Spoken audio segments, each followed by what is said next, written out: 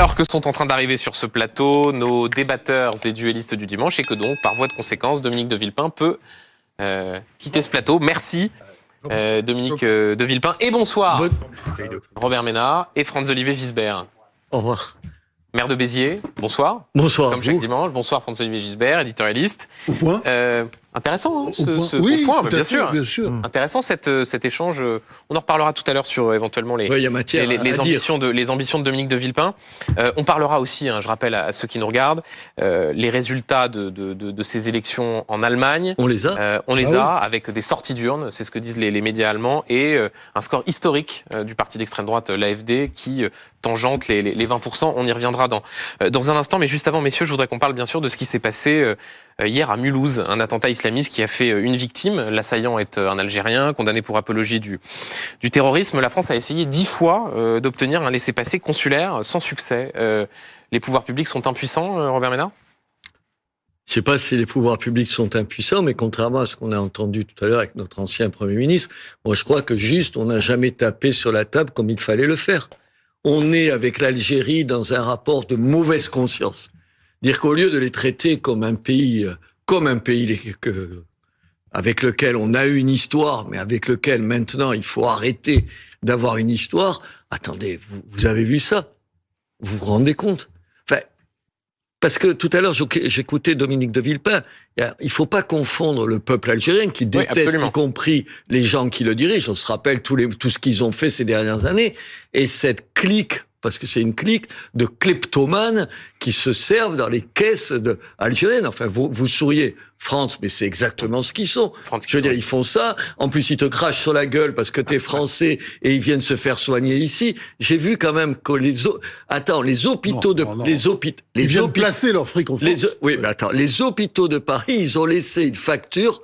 De 45 millions d'euros pour la seule année 2023. Et nous, on va essayer de trouver comment on pourrait débattre. Il faudrait peut-être se coucher encore un peu plus par rapport à l'Algérie, par rapport à la dictature. Oui, c'est vrai que c'est un mot qu'il faut pas employer. Paraît-il, puisque c'est ce que j'ai entendu. Vous lui avez c'est ce que dit Dominique de Villepin. J'entendais Dominique de Villepin qui disait il faut suivre le chemin, il faut surtout ne pas les insulter, il faut continuer à travailler comme ça. Moi, je suis pas d'accord, mais je pense qu'il pourrait pas le dire de toute façon. C'est des choses qu'on ne peut pas dire. Mais c'est juste ce qu'on peut faire. C'est-à-dire leur dire à ces responsables, je pense à Tebboune, qui a pas une réputation de grand intellectuel. Oui, le président algérien qui a été très longtemps ministre du logement, si vous voyez ce que je veux dire. Bon, et puis avec toute cette espèce de clique de militaires, de mafieux, quoi. Il faut bien dire, c'est une sorte de mafia. Vous allez dans le 8e arrondissement à Paris, vous regardez, vous faites le tour, avenue Foch, etc.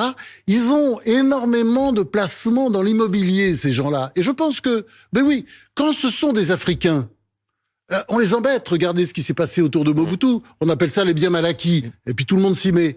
Là, eux, ils bénéficient d'une sorte de complaisance. Il faut bien dire, c'est de la complaisance. Moi, je pense que on peut leur dire, sans le faire, mais une bonne façon, par exemple, de vraiment de faire pression sur eux et de leur donner envie de bouger et d'être, comment dire, un peu coopératif avec la France, qui leur donne beaucoup. Eh bien, il faut dire, voilà, on va peut-être ouvrir ce dossier. Il faut assumer le rapport de force ou pas? Attendez, la politique, c'est un rapport de force.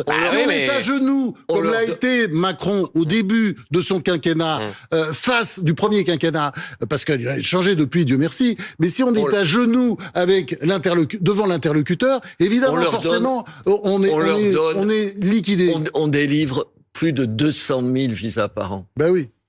Il faut leur dire, on arrête ça. Sur le regroupement familial, on va vous bloquer. Sur de l'aide au développement, on donne à l'Algérie de l'argent pour son développement. Oui, enfin, pas beaucoup. Non, mais enfin, sauf que tu arrêtes. Oui, bien sûr. Et en plus, moi, il y a quelque chose que je suis pas sûr qu'elle arrive à destination, comme toujours. Non, mais ça, c'est autre chose. Il y a un autre volet que personne ne met en avant, et je m'en étonne. C'est, vous savez que cette année, l'Algérie renégocie son contrat avec l'Union européenne. Avec un accord de un accord négociation. Cadre et tout, il arrive à échéance et tout. Mais la France peut pas peser sur ces négociations. Elle peut pas les menacer sur cette négociation. 50% des échanges économiques de l'Algérie se font avec les pays de l'Union européenne. Pourquoi on pèse pas là-dessus? Vous savez pourquoi on pèse pas là-dessus? Parce que tu le rappelais tout à l'heure. Qu'est-ce qu'il avait dit, Macron? La colonisation... Crime contre l'humanité. Oui, bien sûr, vous avez compris que je m'en souvenais. Le crime contre l'humanité. Le type le chef de l'État te dit ça parce que, tu vois, il lui brosse les feux. Ensuite, ils font une commission. Moi, j'ai des copains dans la commission, vous savez, entre les historiens. Ridicule. Attends, mais moi, les gens me racontent à la commission, là, qui réunit, vous savez, des historiens algériens, des historiens français, soi-disant, pour avoir une mémoire commune. En gros, pour arrêter de s'engueuler. Mais on n'a pas exactement la même vision de la guerre d'Algérie et tout. Et ils me disent, nous, d'un côté, on essaye les Français, ils essayent de faire des propositions. Ils me disent de l'autre, ils demandent à la direction du FLN ce qu'il faut penser. Et puis, dernier point, j'arrête là-dessus. Alors on me dit, oui, mais regardez ce que disent, c'est un terrain là où je connais mieux, regardez ce que disent les médias algériens qui montent du doigt la France. Mais les médias algériens, t'en as 95% qui sont tenus par des le pouvoir. Médias aux ordres. Tenus par le pouvoir, vous ne savez pas. C'était beaucoup plus libre il y a quelques années. Attends, moi, je les ai défendus il y a quelques années. On a connu à une époque, c'était très vivant. Mais là, maintenant, penser que que les médias algériens, c'est la voix du peuple algérien, mais c'est se gourer complètement. Tout petit nota bene, quand même. Faut jamais oublier de le rappeler. Tu l'as fait un peu au début, mais on doit le redire à chaque fois. On aime le peuple algérien. On aime les Algériens. Ça n'a rien à voir, les Algériens. Non, mais il faut toujours le rappeler. Non, là, je suis désolé, tu parlais de 200 000 Algériens, des visas, etc. Nous autres Français, d'ailleurs, je sais pas si tu es allé récemment en Algérie, mais de toute façon, moi, il m'interdit depuis 20 ans d'y aller. De toute façon, moi, ça fait longtemps que je suis pas allé, mais j'y suis allé il y a plusieurs années, et c'est vrai que l'accueil est formidable. Ils aiment la France. On peut parler pendant des heures de choses qui nous concernent, et puis ils nous parlent de ce qui les concerne aussi. Non, c'est un beau peuple. Mais simplement, on parlera dans un instant de ce que dit par ailleurs Bruno Retailleau sur l'état de droit, mais il y a quand même un sujet, parce que très bien l'Algérie, mais on a un ministre de l'Intérieur qui arrive à la télévision en disant cette fois il faut aller au rapport de force, mais il disait la même chose il y a quelques semaines sur l'affaire de Doualem, cet influenceur qu'on n'avait pas réussi à expulser. Et à un moment donné, ceux qui nous regardent, ils se disent mais oui, c'est très bien, à chaque fois le ministre il va à la télévision en disant que cette fois il faut vraiment y aller fort avec l'Algérie. Vous faites l'idiot ou quoi? Non, c'est pas mon genre. Non, mais ce sont des messages à Emmanuel Macron, si ça vous a échappé. Pourquoi il le fait pas alors? Je vous rappelle qu'il y a un ministre des Affaires étrangères, une sorte de en chewing-gum ou je sais pas en pâte à modeler ou je sais pas quoi. C'est Jean-Noël Barrot appréciera. Oui, mais voilà. Attendez, il a juste un chef de l'État qui pense pas la même chose. Il a pas de majorité. Il a une droite qui s'est toujours couchée par rapport à ça. Il a une gauche qui le menace. Vous pouvez quand même pas lui reprocher une facilité aujourd'hui. Oui, c'est compliqué. Mais ce qu'il faut jouer avec l'Algérie, c'est clairement le rapport de force, mais avec amitié et affection. Regardez d'ailleurs comment ça se passait avec Chirac.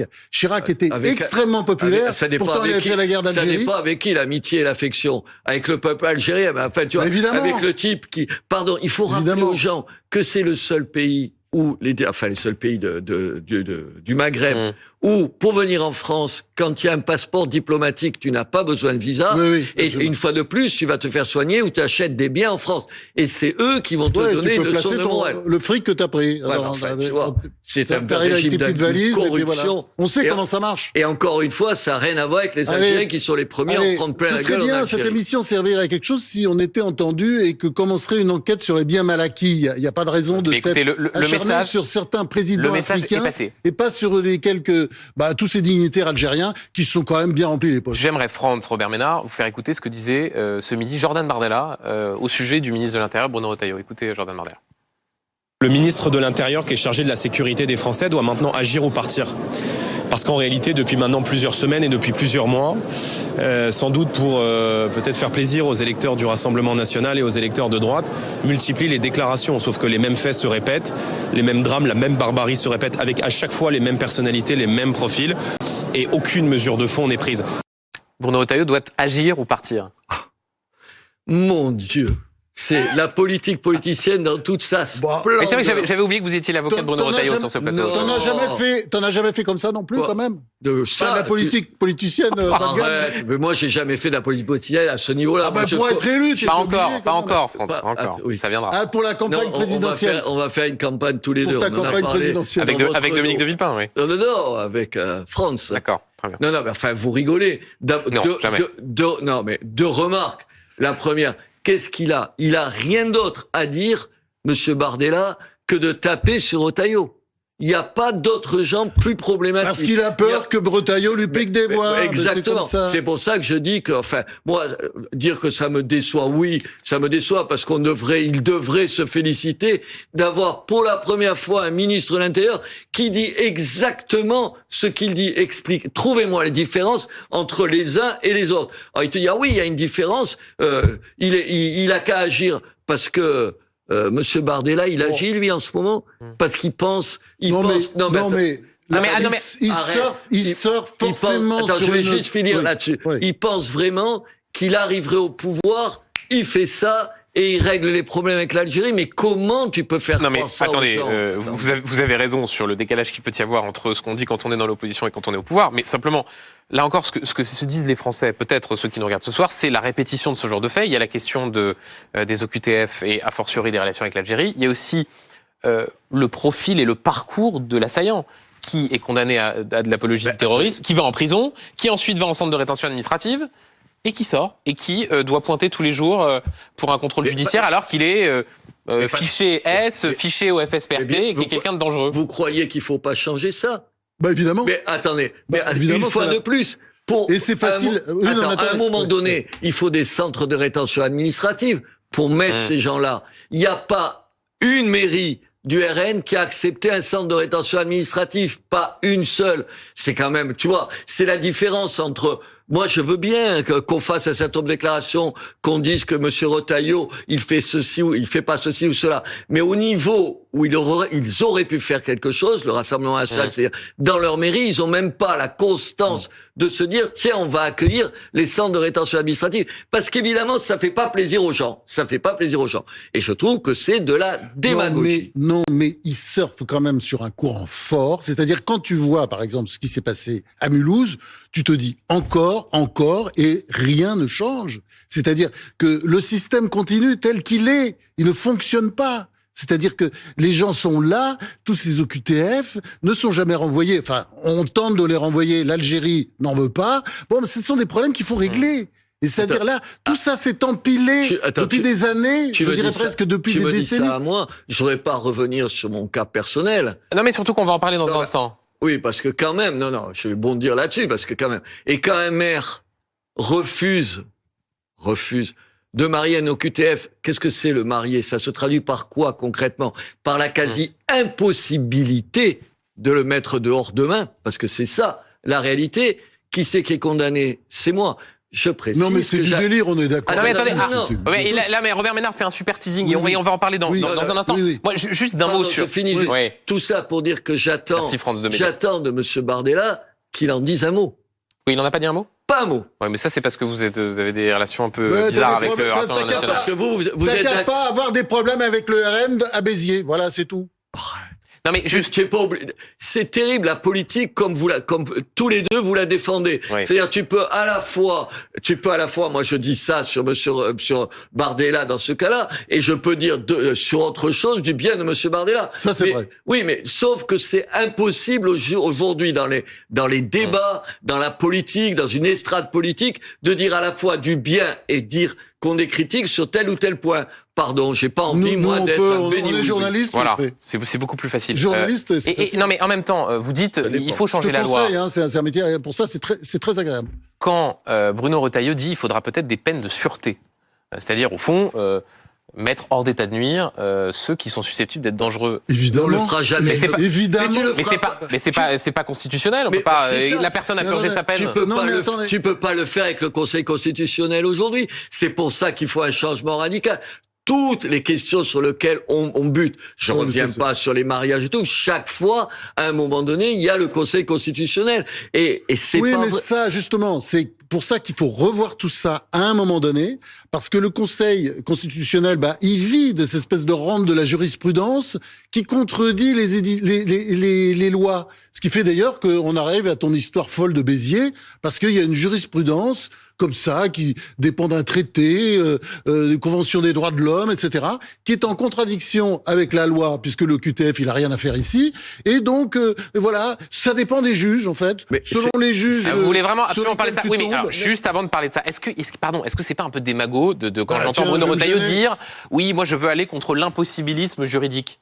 Il a raison. C'est la loi, c'est le droit. Enfin, mais pourquoi il y a des tas de choses qu'on pourrait pas faire? Enfin, écoutez, la loi. Parce que par exemple, mettre en rétention quelqu'un qui a déjà purgé sa peine. Mais attendez, les lois, elles sont faites pour être changées. Améliorées. C'est pour ça que non, mais alors là, c'est de la folie, c'est-à-dire. Non, mais en plus, ça veut dire oui. Mais non, oui, on peut changer les choses. Oui, il y a un certain nombre de gens qui t'expliquent. Robert, je te rassure, il prêche le faux pour ça. Il se fait l'avocat du diable. C'est le boulot. C'est le boulot. Non, attends. Bien sûr qu'il y a un certain nombre de gens qui nous disent rien n'est possible. Mais attendez, le Conseil constitutionnel, enfin, ça fait chier les gens, parce que donc, on va essayer d'aller, non, mais c'est vrai, c'est tellement compliqué et tout. Moi-même, je suis perdu. Il juge pas en droit. Non, mais le Conseil constitutionnel.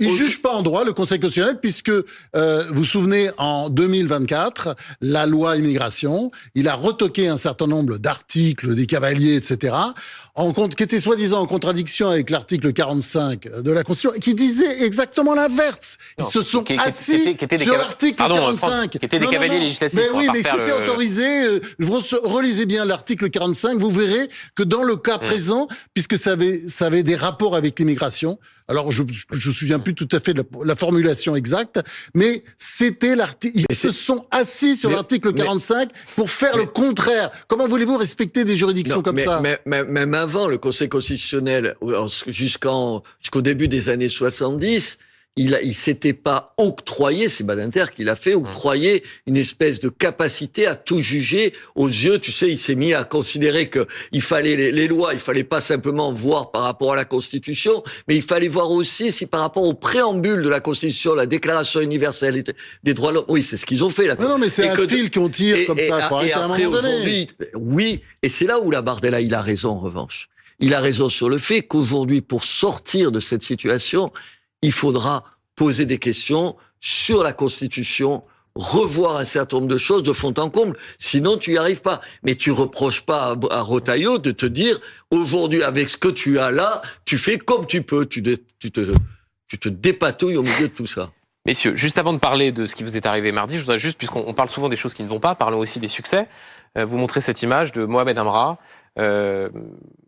qui a été donc interpellé en Roumanie. On le voit ici, avec les cheveux teints en roux, avec tu l'es en colère avec le sourire quand même, là, si tu te retiens pas, non? Je sais que vous êtes contre la violence. Le mec, il est content de lui quand même, là. Quoi, ça, c'est une arrogance, tu vois. Il va plaider innocent, apparemment. Oui, il dit qu'il dit que c'est pas lui. Effectivement, son avocate dit qu'elle ne reconnaît pas les charges qui sont retenues contre lui. Ça, c'est pour le coup un succès. C'est un beau succès. Oui. Beau succès. Mais attendez, la France, elle a encore des tas d'atouts. Qu'est-ce qu'on est? On n'est pas là en train d'expliquer chaque dimanche que tout va si mal. Il y a beaucoup de choses qui vont très mal. Ça, faut le dire. C'est vous qui posez les questions, de toute façon. C'est vrai. Mais c'est pour ça que je tenais aussi à montrer, même s'il peut pas y avoir spécialement de débat là-dessus, puisque tout le monde se satisfait de son interpellation. On pourrait parler des succès du Rafale, de tas de choses qui se passent en matière de. Tu te dis quand même, les flics, en 9 mois, ils ont réussi à le retrouver et tout. Ils sont formidables quand même, disons-le. Avant de parler de ce qui se joue aux États-Unis, la rencontre de demain avec le président de la République, mais aussi parfois la fascination de certains responsables politiques pour Donald Trump.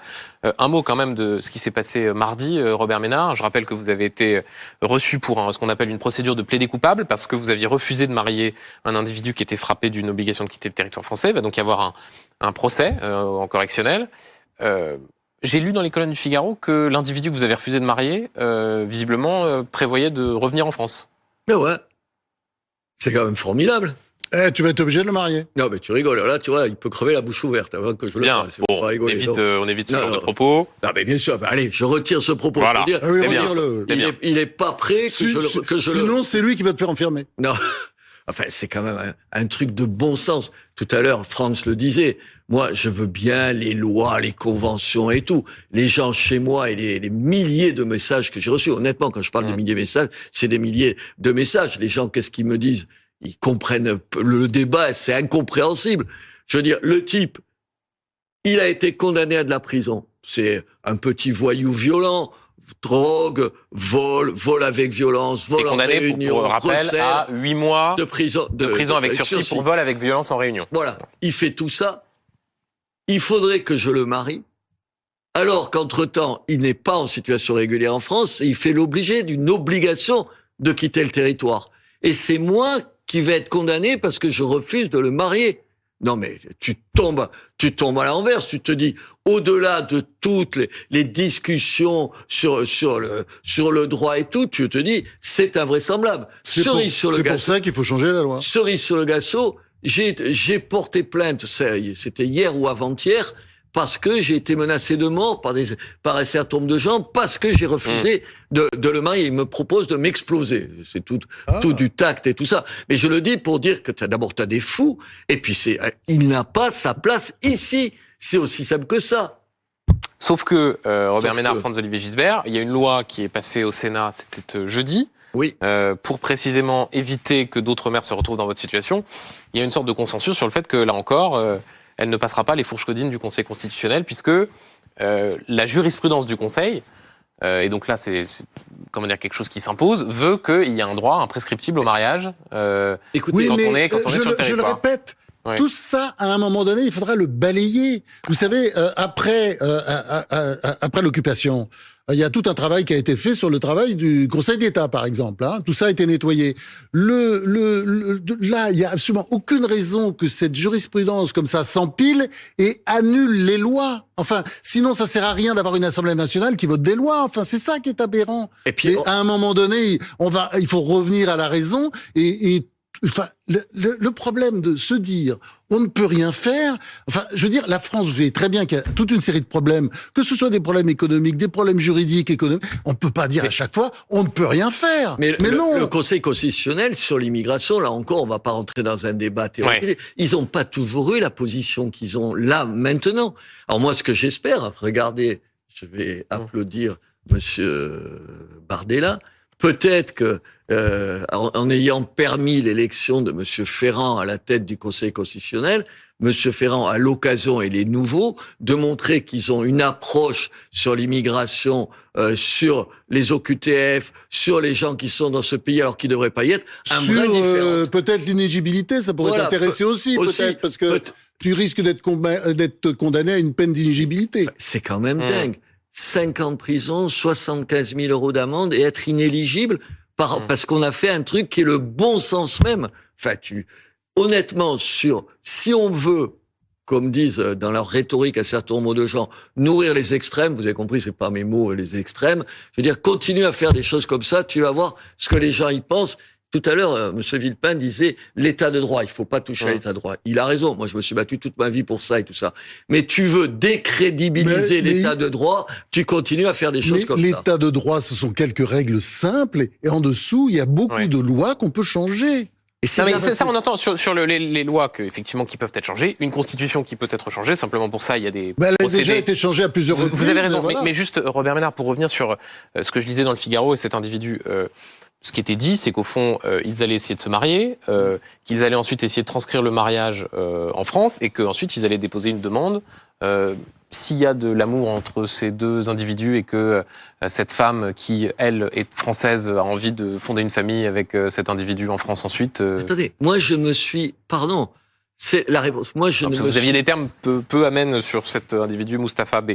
Attendez, j'ai des peu amènes. Enfin, quand les services de police de la ville le connaissent pour des infractions pendant 4 ans, il est condamné à de la prison avec sursis, mais il est condamné. Vous voulez pas que je dise que c'est un modèle? Je vous rappelle qu'il est en situation irrégulière, il fait l'objet d'une obligation de quitter le territoire. La France avait qu'à le mettre dehors, puisque sinon, on fait pas une obligation de quitter le territoire. Elle a été exécutée. Elle a été exécutée après. Ouais. Juste après, moi, j'ai saisi tout le monde. Tu sais, 8 jours avant, j'ai appelé tout le monde. Je leur ai dit, enfin, vous allez pas me foutre dans une situation où je suis obligé de marier un type qui, normalement, est obligé de quitter, il était obligé de pas être en face de moi. C'est quand même un con. Je me voyais pas dans la salle des mariages avec quelqu'un en face de moi dont la France te dit, il faut le mettre dehors et moi, je vais le marier et rendre cette décision quasi impossible. Quasi impossible. Et encore une fois, moi, je m'occupe pas d'histoire d'amour de ces gens-là. Je m'en occupe pas. Encore que j'ai fait des efforts.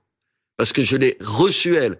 J'ai écouté. Elle ne m'a jamais parlé d'amour, à moi en tout cas. Peut-être qu'elle avait pas envie de m'en parler. Elle m'a parlé qu'une espèce de langage, tu sais, langage qu'elle avait appris, des éléments de langage sur le droit. Et en plus, elle a enregistré notre conversation. Ce qui est quand même c'est pas d'intact, sympa, oui, d'accord. Ouais. Messieurs, je voudrais qu'on aille outre-Atlantique un instant. On parlera évidemment de la rencontre qu'il va y avoir demain entre Emmanuel Macron et Donald Trump. Mais juste avant, ce qui est intéressant, c'est que François Bayrou a été interrogé sur Donald Trump et il a dit qu'il y avait une fascination d'une part de l'opinion publique française quant à Donald Trump. Oh bah oui. C'est vrai ? Oui. Bah, c'est évident. Et d'ailleurs, ce qui est très intéressant, on le voit, ce sont souvent les mêmes qui étaient fascinés par Poutine. Il y a une catégorie dans la population française et parmi la classe politique de personnalités qui sont, qui aiment bien Poutine, c'est la fascination du mal, la fascination de la force, vous voyez. Et puis de l'autre côté, ils trouvent que Trump c'est un peu la même chose. Évidemment, c'est pas la même chose parce que Trump n'est pas un dictateur. Trump, enfin pour l'instant en tout cas, Trump est un démocrate pour l'instant aussi. Tandis que Poutine, on sait que c'est un personnage absolument épouvantable, qui fait tuer en permanence, qui assassine, et puis en plus qui mène une guerre absolument répugnante en Ukraine avec alors tout ce qu'il faut comme crime de guerre. D'ailleurs, il n'y a pas grand monde pour. D'ailleurs, je signale à les filles qui parlent toujours d'un génocide du côté du Proche-Orient, qu'il y a peut-être aussi des formes de génocide. Ils n'emploient jamais ce mot parce qu'ils aiment bien Poutine. Parce que je le répète, une grande partie de la classe politique, ils n'osent pas parce qu'ils savent bien que globalement, les Français majoritairement sont contre Poutine et contre la guerre en Russie. Mais il y a quand même cette fascination. Cette fascination, il faut le dire. Je veux dire, c'est ça c'est un vrai sujet. Je pense que moi je peux la comprendre sur un point. Non. Attends, laisse-moi finir. Sur un point. Tout à l'heure, on parlait de l'impuissance en politique. Ouais. Tu as le sentiment quand même qu'à un moment donné, tu peux faire des choses. Au moins ça. Je pense qu'il y a ça. Pendant quelques jours. Ça, c'est toujours le problème aux États-Unis pendant quelques mois. Et après, la chape de plomb retombe. France, je t'ai pas dit plus que ça. Je te dis, je pense qu'il peut y avoir, tu vois, Musk, tu te dis à la fois il est jobard et en même temps c'est un type génial. Il a réussi. Le mélange des deux, bien sûr. Le mélange des deux. Et ça peut être fascinant. En même temps, là, tu vois ce qu'il dit sur l'Ukraine. C'est un salaud absolu. Absolu. Je veux dire, c'est renier tout ce que... Alors là, tu vois, pas l'état de droit, la démocratie et tout. Quand même, vous entendez ce qu'il dit. Le seul mot qui vient à la bouche, d'ailleurs, je suis désolé de le prononcer ici, mais c'est dégueulasse. C'est dégueulasse. Ce que dit, c'est incroyable quand on est président des États-Unis. Si t'es gentil. Que de parler comme ça sur quelqu'un qui est finalement, c'est pas qu'il est en prison, mais il est dans une situation absolument intenable et atroce. Il fait une intervention où il te dit, c'est la faute de Zelensky s'il y a la guerre. Je veux dire, vous lisez ça. C'est-à-dire, il est capable de mentir, de mentir. En disant notamment que Volodymyr Zelensky a la responsabilité du lancement de la guerre. C'était, alors moi je mets. Qu'il est très impopulaire aussi, alors c'est pas ce que disent les correspondants qui vont là-bas. Non, et puis il y a même des sondages. Mais alors attendez juste, Emmanuel Macron, il peut obtenir quelque chose de quelqu'un dont vous dites pique-pendre et qui a parfois pas l'air d'être tout à fait rationnel dans sa façon de faire. C'est ça moi je le connais évidemment pas plus que les gens qui regardent la télé. Donald Trump. Vous l'avez pas rencontré? Non, vous l'avez peut-être rencontré. Je sais pas si oui, je l'ai vu une fois dans une soirée il y a très longtemps. François Gisbert faisait des soirées avec Donald Trump. Il y a longtemps et je vais pas parler. D'accord. Parce qu'il était loin. Et je savais pas qu'il deviendrait un jour président. Oui, t'étais encore qu'un petit, un petit mec dans l'immobilier, vous voyez. Mais quand même, tu te dis. Il faisait une tour à New York. Il ment comme un arracheur de dents. Il est aujourd'hui l'idiot utile de Poutine. Il reprend à son compte tous les arguments des Russes, absolument tout. Moi, je me demande même, quand je l'entends, pardon, peut-être je vais dire une énormité, mais je me demande s'il n'y a pas un problème psychologique. Ah bon? Ou psychiatrique. Bon, c'est pas nouveau. Enfin, je sais bien, quand même, la question est un peu posée. C'est quelqu'un qui est un peu spécial. Il est excentrique. il est disruptif. Oui, mais sauf tu t'en fous quand il est promoteur immobilier. Là, j'ai l'impression. Mais non, mais on l'a bien vu pendant le premier mandat. Oui, mais le premier mandat, encore, il y avait des gens pour le retenir et tout. Non. Attends, aujourd'hui, il y en a plus aujourd'hui, à mon avis. Non, moi, je pense qu'aujourd'hui, il s'est entouré que de gens qui vont dans son sens. Non, parce qu'il a une nette majorité. Et puis, il est arrivé, il était surpris la dernière fois. Oui, mais là, il est pas surpris, il a préparé. Vous vous rendez compte ce qu'il dit? Vous vous rendez compte? Quand même, moi, je pense à nos amis ukrainiens, les dizaines parce qu'on ne parle pas de choses réelles, on parle d'un truc d'une tristesse, de dizaines de milliers de morts, de gens qui se sont battus. 1 million de morts et de blessés dans cette guerre depuis le début, mais c'est juste. Et c'est la faute à qui? C'est pas la faute à Zelensky, c'est la faute à Poutine. Et quand même, il dit exactement le contraire. Il a plus de points communs avec Poutine qu'avec Zelensky. Tu tombes à la renverse quand même. Rapidement, Franz. Non, parce que pour répondre à l'histoire par rapport à Macron, moi je pense que Macron s'y prend très mal. C'est-à-dire que cette espèce de discours qui prétend qu'il va tenir devant Trump est complètement idiot. À Macron, j'ai envie de dire, il faut surtout parler avec Trump de rapport de force. C'est que ça qu'il peut comprendre. Alors qu'est-ce qu'on peut faire? De pas de le menacer des pires foudres, parce que de toute façon la France est capable de rien là-dessus. Mais en tout cas, l'Europe peut prendre des décisions. L'Europe, par exemple, moi, je trouve atroce, je veux dire. Alors absolument. Du point de vue de Macron, bon, c'est très bien qu'il aille à la Maison-Blanche, tant mieux. Et j'espère qu'il tiendra pas le discours un peu bêta, disons, nunuche qu'il a dit l'autre jour sur TikTok. Mais pourquoi est-ce que les Européens sont pas allés tout de suite donner leur soutien à Zelensky, à Kiev? Oui, mais même... C'est-à-dire que je veux dire, il faut pas, sur cette affaire, il faut qu'on soit fort avec Trump. Trump, si on est un peu fort, on n'est pas très fort de toute façon, mais si on réussit à être un peu fort, il nous respectera. Trump respecte la France. Juste un mot là-dessus. Moi, j'ai plaidé coupable. Parce que je suis dans... Non, c'est Franz qui a raison. Moi, je suis dans un courant de pensée et tout, qui imaginait quand même, alors je suis plus européen que les rassemblements nationaux, mais quand même que, par exemple, tu vois, sur l'armée, c'était bien qu'on garde le contrôle, nous tout seuls, de l'arme nucléaire, que on se tienne à distance un petit peu quand même de l'OTAN, et là, quand même, tu te dis que si on a associé les différents pays européens, c'est quand même, on boxe pas dans la même catégorie que la Russie. Moi, j'ai appris un truc, cette semaine, je ne savais pas, j'ai appris que le produit intérieur brut de la Russie, c'est moins que celui de l'Espagne. Et on n'arrive pas, les pays européens, à se mettre d'accord. Mais avec Robert Ménard, Franz Gilbert, puisque c'est intéressant ce que vous dites sur Donald Trump et sur le pouvoir américain, puisque parfois on entend de drôles de choses dans le débat. Par exemple, on entend que le discours qu'a tenu le vice-président américain J.D. Vance sur la liberté d'expression, qui serait mise en danger en Europe, ce serait quelque chose de formidable, au point qu'il faudrait aller essayer de prendre des exemples aux États-Unis. Oui, mais ça, vous pouvez pas comparer. Ça, c'est vrai ou pas? Bien sûr qu'il a raison. Ah bon? Mais non, vous pouvez pas comparer les deux, là. Alors, c'est quoi, en quoi la liberté d'expression est menacée? Vous trouvez que fermer C8, c'est mieux?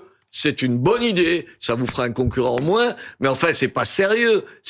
Oui, il a raison là-dessus. C'est un sujet de liberté d'expression, la fermeture de C8? Bien sûr que c'est un sujet de liberté d'expression. Non. Et qu'est-ce que vous... Enfin, c'est incroyable. Enfin, vous connaissez les États-Unis, vous êtes journaliste depuis des années quand même. Aux États-Unis, il y a une conception de la liberté de la presse qui n'a pas grand-chose à voir... Pardon, tu es d'accord, qui n'a pas grand-chose à voir avec la nôtre. Nous, on ne cesse d'imaginer des contraintes à la liberté d'expression. Non, je pense que Vance, quand il dit ce qu'il dit, évidemment, ça n'avait rien à voir avec l'Ukraine, mais il a raison de nous rappeler un certain nombre de choses. On est dans un... Pardon, je finis. On est dans un pays où, tu sais, tu te gargarises de Voltaire. Chez Voltaire, c'est vachement bien quand même. Non mais tout le monde le fait. Alors, tu sais la phrase apocryphe d'ailleurs de Voltaire, je ne suis pas d'accord avec vous. Il n'a pas dit. Mais je vais me battre pour que tout le monde le fasse. Alors tout le monde le fait en disserte de philo. À la fin de l'année, en 18 ans, tu dis ça. Et puis on est dans un pays où on ne rêve que de cadenasser la liberté de la presse. que de la cadenassée. Et ce qui se passe avec C8, n'en déplaise à ce que vous pouvez penser, je pense que c'est un vrai problème. Moi, Robert Ménard. Non, mais attendez. Non, mais pas de réponse sur JD Vance. Non, mais juste là-dessus, le débat est ouvert. Simplement, on constate aussi qu'il y a eu un certain nombre d'amendes, de mises en demeure, de blâmes qui ont été formulées par rapport à des choses qui étaient montrées à la télévision. Comme aux États-Unis. Je vais pas en faire la liste, hein, mais bon. Alors je suis pas certain que placer ça sur le terrain de la liberté d'expression soit tout à fait le bon terme. Mais bon. Non, mais enfin, c'est pas possible. Tu mets des amendes. Il dit, Hanouna dit un certain nombre de choses, même sur l'amende. Il dit un certain nombre de choses. Il prend une amende, très bien. Mais enfin, c'est pas la même chose que de supprimer C8. Enfin, c'est quand même pas la même chose. C'est ça la liberté d'expression. La façon dont C8 a été supprimé, en fait, par l'Arcom, avec l'accord, enfin, du Conseil d'État, et alors que pendant les législatives de 2022, si vous vous souvenez bien de la campagne des législatives, où il y avait un temps de parole de LFI et de la NUPES à l'époque, d'à peu près 70%. Il n'y a pas eu de réaction. 70% dans les plus grosses chaînes, sur les plus grosses chaînes, c'était complètement dingue. Les chiffres, oui, bien sûr.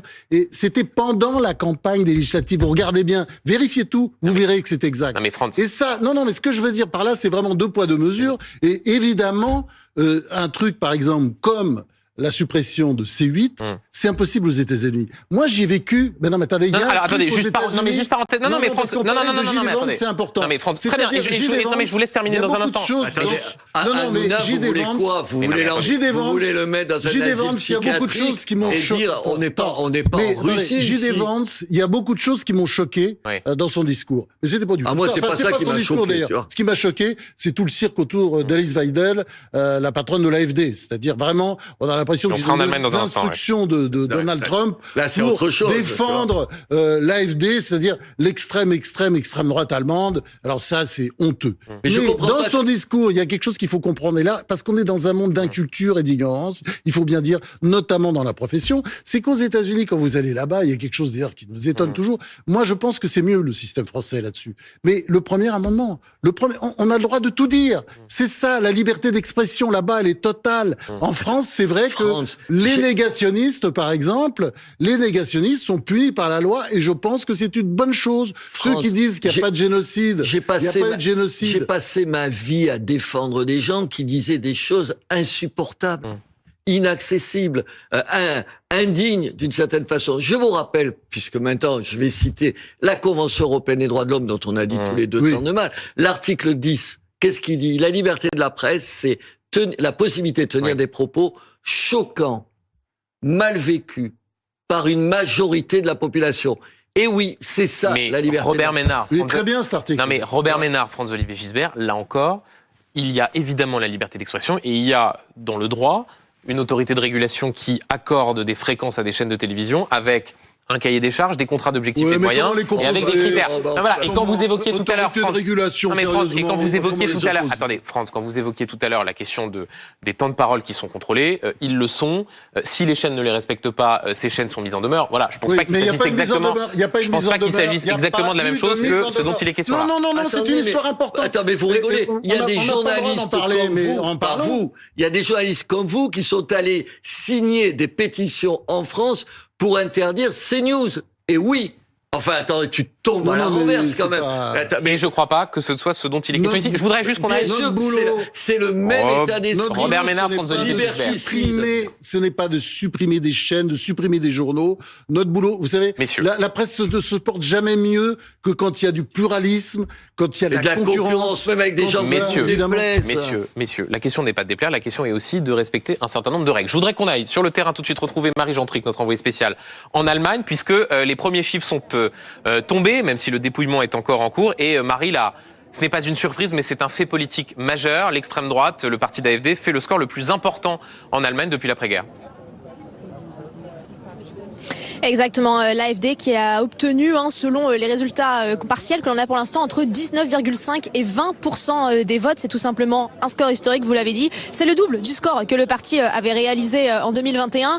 La chef de file du mouvement, Alice Weidel, a d'ailleurs salué un score historique en disant que la main était tendue aux conservateurs pour une alliance. Mais il y a quasiment aucune chance qu'une alliance se fasse entre les conservateurs et l'AfD, puisque les conservateurs avaient d'ores et déjà annoncé qu'ils ne feraient pas de coalition avec l'AfD. Ici, vous pouvez voir que la situation est assez tendue. Un dispositif policier important qui a été déployé puisque des militants anti-AFD se sont rendus devant les locaux de l'AFD pour manifester leur mécontentement. La force anti-AFD est la force la plus importante de ce pays, c'est ce que nous disait un homme à l'instant.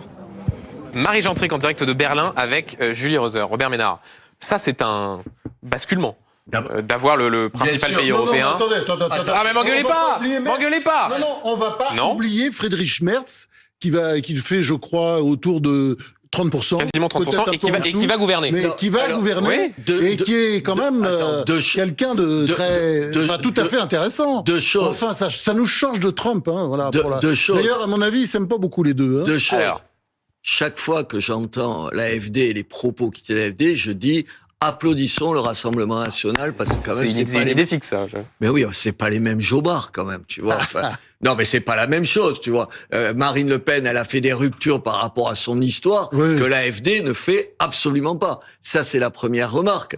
La deuxième remarque, c'est que tout à l'heure, tu disais qu'on devrait être un peu positif. Il y a 80% des Allemands qui n'ont pas voté pour l'AFD. Non, mais attendez, j'essaye. Oui, c'est vrai.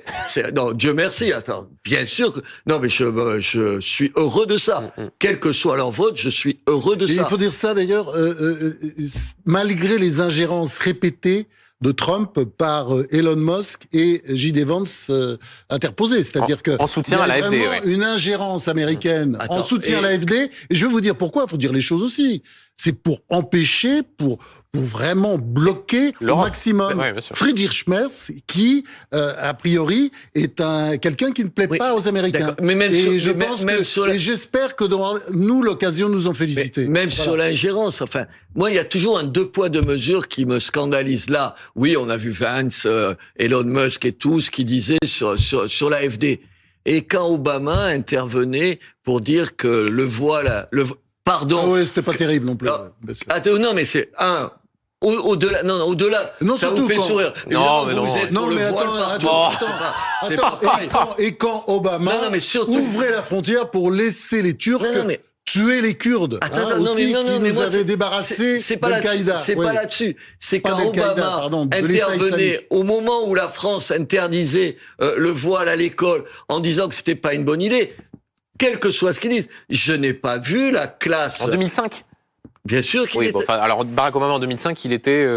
Non, c'était pas au même. Après, il est intervenu pour dire ça, et ça visait évidemment la France qui avait pris, la mesure. Ça, pardon. C'est pas la même chose que d'intervenir directement dans un meeting. Hein. Attends, j'ai pas dit que c'était la même chose. Je me dis, pardon, mais ça n'a choqué personne. Quand ça va dans le sens de la bien-pensance, qu'est-ce que vous avez à souffler? Non, mais je pense que c'est des arguments un peu faciles.